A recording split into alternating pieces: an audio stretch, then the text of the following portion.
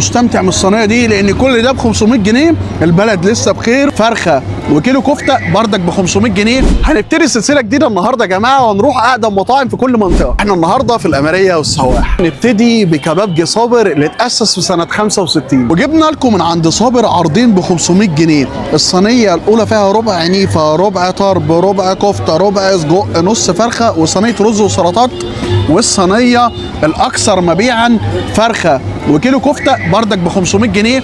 دول بدل 650، يعني اي صينيه من دول ب 650 هو عامل عرض عليها ب 500 جنيه. وتعالوا نسمي الله نخش نبتدي بالنيفه يا جماعه. ده منظر حته لحمه نيفه. المفروض ان النيفه دي بتبقى قطعه لحمه دايبه، حتى الدهنه دايبه. نسمي الله ونبتدي. حته لحمه بلدي نضيفه وطريه جميله، مفيش كلام. 10 من 10. انا من عشاق النيفه المشويه يا جماعه. تعال نشوف صابع الطرب.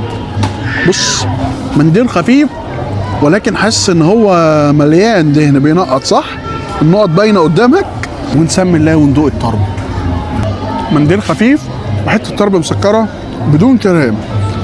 منظر صابع كفته، عايز اقول لك ان انا حاسس ان الصابع تقيل، زي ما يكون محشي حاجه في حاجه. صابع تقيل دسم.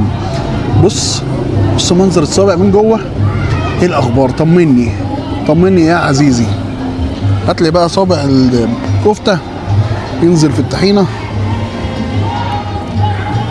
طحينه تقيله وصابع كفته محترم قوي قوي قوي قوي قوي، يقارن مطاعم كبيره. مستمتع من الصينيه دي لان كل ده ب 500 جنيه. البلد لسه بخير، ويا بخت بتوع الاميريه والسواح لان يبقى فيها 4 قطع نيفه بس. بروح اجيب وجبه النيفه ب 500 جنيه لوحديها. شايفين كل ده يعتبر هديه على الصينيه، لان الكلام ده في مطاعم تانيه ب 500 جنيه لوحده. تعالوا نسمي الله ونشوف السجق. والسجق بص المنظر ده. بص عملت فين ازاي. بص المنظر ده، حته سجقايه منظرها محترم. انت الكلام اللي انا بقوله واضح قدامك. بأمانة الله شويه سجق حرش محترم نضيف. ولحد دلوقتي الصينيه دي 10 من 10 ونجمه. خش على الصينيه اللي بعديها. وقبل ما نخش العرض الثاني ب 500 جنيه، عايز اقول لكم ان في صاله جوه عائليه بقى كبيره.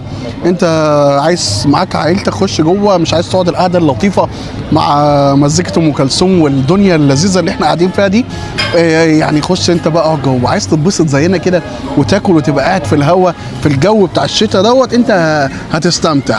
تعالوا ندوق الفراخ من الصينيه دي. بص اهو الراجل بيزمر فرحان. هنكمل فيديو ولا نقضيها تصوير؟ وتعالى نشوف الفراخ. وده المنظر اللي انتوا شايفينه، والحاجه نازله سخنه مولعه. مش لاقي حاجه